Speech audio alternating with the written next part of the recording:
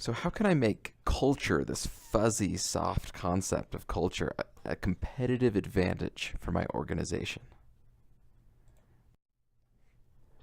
First, culture exists whether we want it to or not. It's just simply the way things get done around here. We need to recognize that it's there, and if we don't appropriately manage it, it can manage us. And so this culture, it underpins our beliefs about where we're going, how we're going to get there, what do we agree on. These are these shared norms and values. And strong cultures, strong organizational cultures, they outperform the weak ones for two reasons. One is that AIR framework from chapter 4. This is fundamentally what drives culture, is what can drive our alignment, interaction, and that renewal and intensity. And that's through that is how we achieve a high-performing team. And second, with cultures, I mean, nearly everything can be copied these days. We can copy your processes, your products, X, Y, Z, whatever it happens to be. But culture is very difficult to copy. I mean, you can even poach the best employees from another organization, but those employees are unlikely to successfully copy a culture from one organization to another. It's very difficult to do. So let's walk through a couple examples of culture. I brought this up in the last chapter, but it bears repeating. I was speaking with a director within the strategy department at Walmart.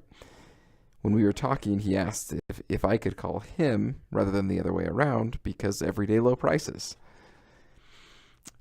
Another example that you won't see written down, but you'll see this, is rules are for the little people, that senior level executives violate, norms, rules, procedures, because those are for people whose time is not quite as precious as mine. Well, what happens is that's the message that's sent all the way down, and everybody thinks rules are for the little people, and they don't follow them until you get to the quote-unquote little people. And frequently, that's the front line of your organization that's actually driving most of the value, nearly all of the value, and they become resentful of the culture, and they end up leaving, especially if they're high performers. Another example of culture is hitting short-term numbers. We got to hit our quarterly results, whether it's Enron or Lehman Brothers. One example that is interesting, illuminating, is when I was speaking with a corporate controller at this company. And he said when he first took over the position that he was in, he found some mispriced assets on their books, significantly mispriced assets. And it was the last week of the quarter, and he raised the alarm. Hey, look what I found! And he thought people would say, "Oh, good job, being super thorough and detailed." But he said a few phone calls later, he realized that he was in danger of losing his job because it just threw off hitting the quarterly number. He's worried about being fired because he found accounting mistakes. That is so toxic for a culture. Another example is continuous improvement. So take the example of Toyota. Toyota's example, culture of continuous improvement is extraordinary. So you have any of these employees that are working along the assembly line, assembling these cars, and they're freely, pulling the chain to stop the assembly line in order to fix problems and prevent recurring mistakes from happening.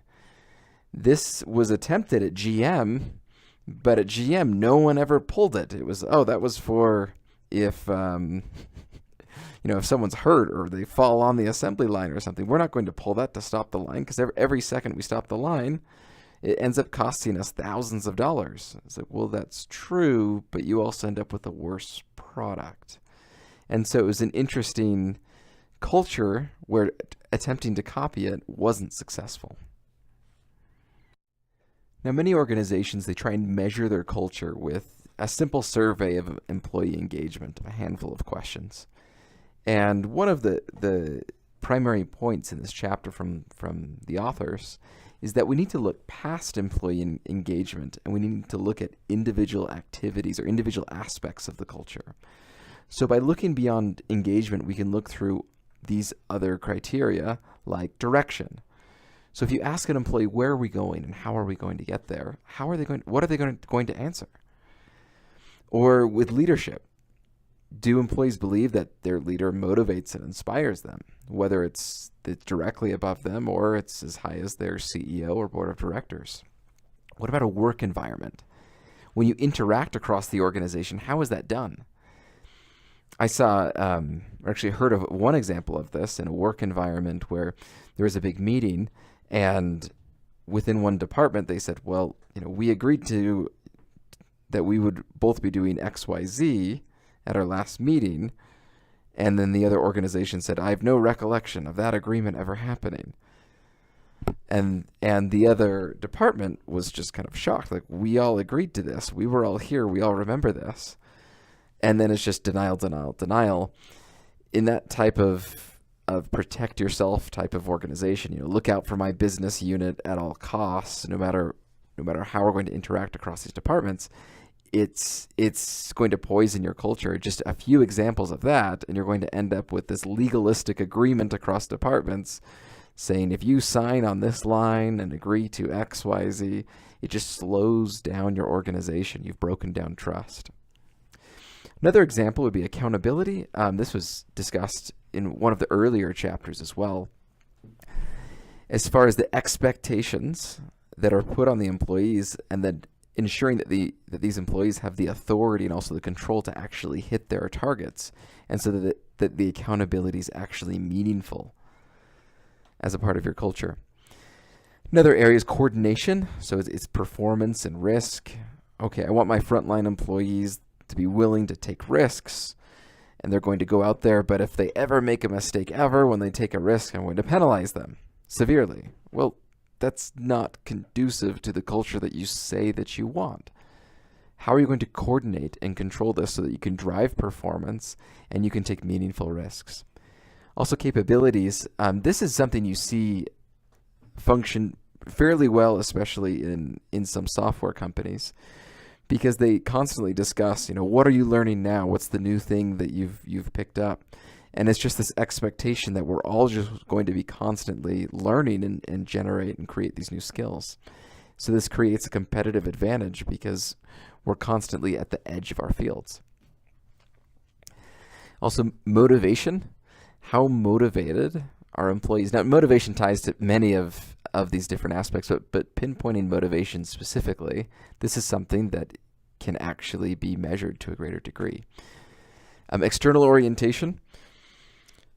What does your job have to do with the big picture of our organization? Do you see how your position and what you do every day meaningfully contributes to our direction, which hopefully you've agreed to?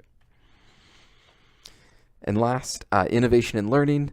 How open are we to trying out new ideas and making changes? Is that something that we accept, or is there a bureaucratic process behind it? And so this is, by driving down into culture and looking at these individual aspects, what we do, instead of just asking, are you engaged or not engaged, we can actually pinpoint weaknesses and areas where we can improve our culture further. But there's this big trap in changing cultures, because we're tempted to change behaviors rather than changing mindsets. Because behaviors are easy to see. We just say, oh, high performers do X, so everyone should do X. And we don't jump into that and say, well, what's driving them? Why do they do X? How can we have this mindset similar to these high performers that's focused in such a way that customers are left happy, that they see the value added, that this is communicated? Well, how can we change these mindsets? Well, there are 4 tools that are focused on here. One is creating a compelling story. I mean, we're humans and we're creatures of narrative. We love great stories. And so we need a compelling story surrounding what we do. And what we can, as a part of this, we can create stories and lore of our company, of what we've accomplished. We collect these stories from our customers, from our suppliers, that are examples of living up to our values. Second, we reinforce this. And so we create these stories, but we're also rewarding for this change of how we can change our mindsets. Along with this, we need to realize, I need to realize I can do this. I have the confidence and skills that I can do this. I've changed my mindset and I can accomplish. But it's not just me accomplishing this, it's that I see the people around me that I respect that are also doing it. And so we have established a narrative, a story. We're rewarding this change. I now have the confidence to do it. I've been trained and I now have the skills to do it. And I now look around me and I see everyone else is doing it. These people that I respect are doing it. And for those people who aren't doing it, if I'm thinking, oh, well, they're just not with the program yet, they don't know how things are around here, well, then we've now established culture. It's now there. It's now a part of us. So how can culture become a competitive advantage? Well, culture is the way things are done around here, and whether we want it to or not, it's happening. Culture is there. And it's important because culture is difficult to copy, and we can create lasting competitive advantage because of it. So it's there. We know it's important. And what we've identified, we've walked through some high-impact levers that focus on changing mindsets rather than just the behaviors, not just the how we do things, but why. What are we thinking? What's our motivation? What's driving us?